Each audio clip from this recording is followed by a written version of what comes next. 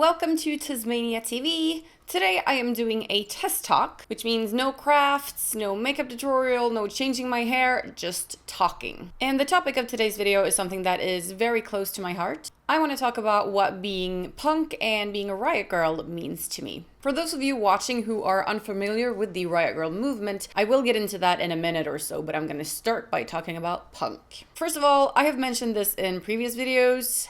Nobody owns the right to a subculture, so it is completely shitty and a waste of time being an asshole to somebody who identifies with the same group as you, but who approaches it differently. I've had narrow-minded morons telling me that I'm not a real punk because I didn't cover my entire denim vest in studs. I only did a couple of rows. Apparently, that's what punk is. You have to have studs on everything.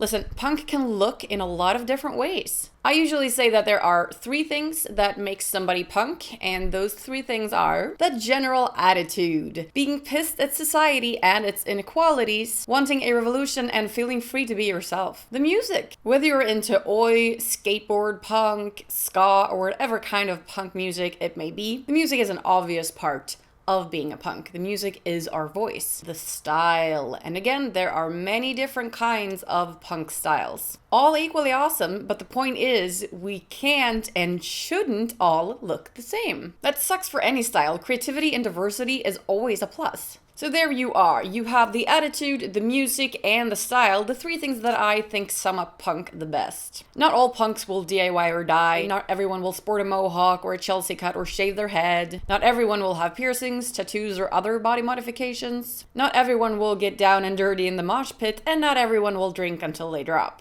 And not everyone will dedicate their entire life or personality to punk either. It's okay to like other subcultures and be inspired by other things. Everyone's gotta find what works for them. Me, I love DIY, I love my Doc Martens, I love body modifications, and I love angry feminist punk. Which brings us to the second part of the video, the Riot Girl part. First off, what is a Riot Girl and what does my knuckle tattoos mean? The Riot Girl movement arose in the early 1990s out of a feminist consciousness mashed with punk style and politics. Women were sick of not being given the same space, opportunities, or possibility for a voice as men were, so we started fighting back. And we did it mainly through music. Riot Girl bands often have songs about sexuality, sexism, racism, abuse, and generally about feminism and female empowerment. Kathleen Hanna of classic Riot Girl band Bikini Kill is one of the women at the front of this movement. If you haven't already seen the documentary The Punk Singer, which is about Kathleen Hanna and the Riot Girl movement, I definitely recommend that you see it because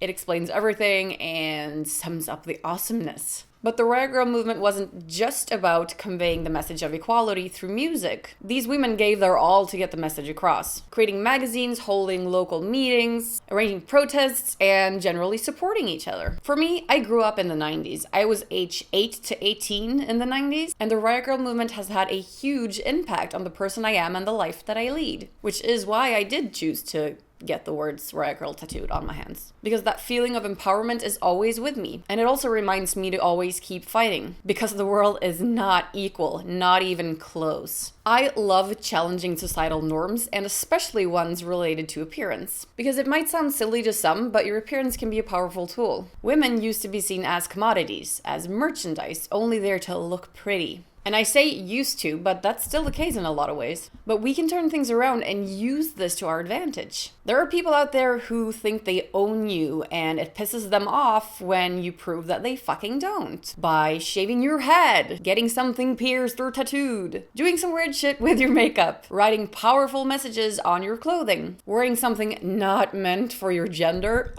or by being a voice for others like yourself, which is why YouTube and other social media outlets are so important. This channel might have a lot of silly and easygoing videos about doing crafts or hair or makeup, but do not be fooled. The main reason I do any of this is because I want to change the world. And even though I don't get all serious in every single video, it is all connected. I was curious about other subcultures for a while, dabbling in goth and whatnot, and I'm still inspired by other styles. I like combining things after my own liking.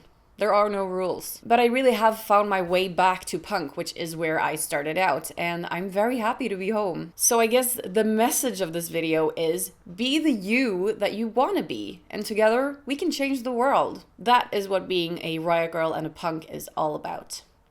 Thanks for watching.